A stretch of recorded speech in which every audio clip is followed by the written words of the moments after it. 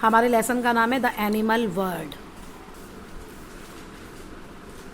There are many different kinds of animals on earth. Earth पे अलग अलग तरह के बहुत सारे एनिमल्स हैं।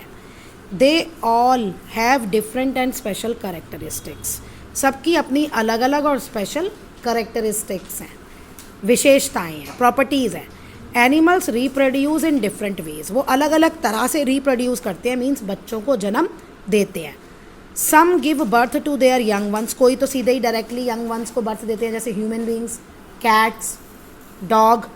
सम lay eggs from which the young ones hatch. और कुछ क्या होता है, अंडे देते हैं और उन अंडों में से बच्चे निकलते हैं। तो निकलने का यहाँ पे हैच, जब हैच मतलब वो टूटते हैं। रिप्रोडक्शन क्या है? Reproduction is the process by which living organism produce more of its own kind. तो यहाँ ये रिप्रोडक्शन की डिफाइन इंपॉर्टेंट है कि क्या है रिप्रोडक्शन। रिप्रोडक्शन वो प्रोसेस है जिससे लिविंग थिंग्स अपनी ही तरह के और पैदा करते हैं, बनाते हैं। पहले तो क्वेश्चन आ जाएगा what is reproduction and two ways of reproduction.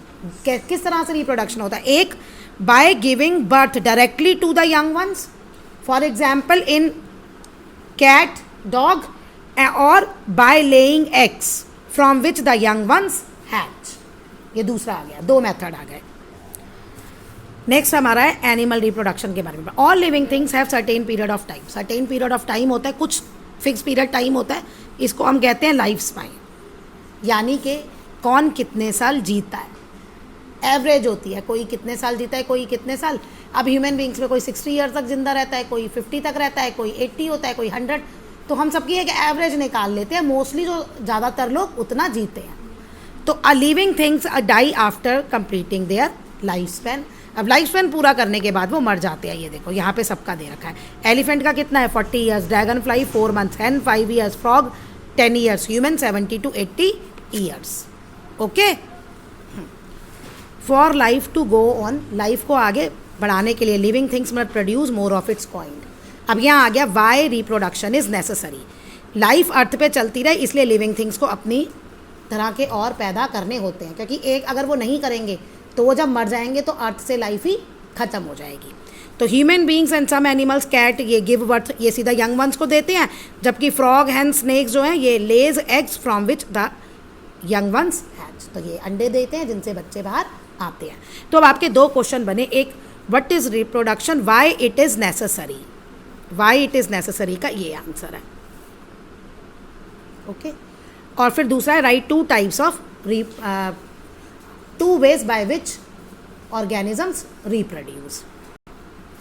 The development of an animal from embryo to the adult is called life cycle. अब जो डेवलपमेंट होता है एम्ब्रो से अडल्ट में, उसको हम कहते हैं लाइफ साइकिल। अब क्वेश्चन ये है कि एम्ब्रो क्या होता है?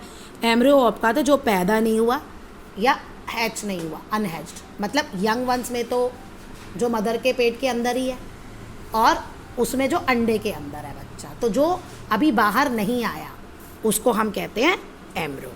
उस एम्ब्रो से एडल्ट का बनना उसे कहते हैं लाइफ साइकिल। सबसे पहले ना एम्ब्रियो बनता है, फिर बनता है उसे एडल्ट।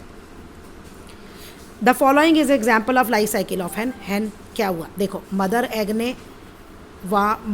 ने पहले एग दिए, फिर उन पे बैठ के वो उनको गर्म कर रही है, फिर उसमें से बेबी चिक बाहर आ रहे हैं, चिक बढ़ते हैं और वो फिर से किस में बन जाते हैं? एडल्ट हन में और कॉक में, और फिर से वो अंडे देते हैं। ऐसे सारा चलता है।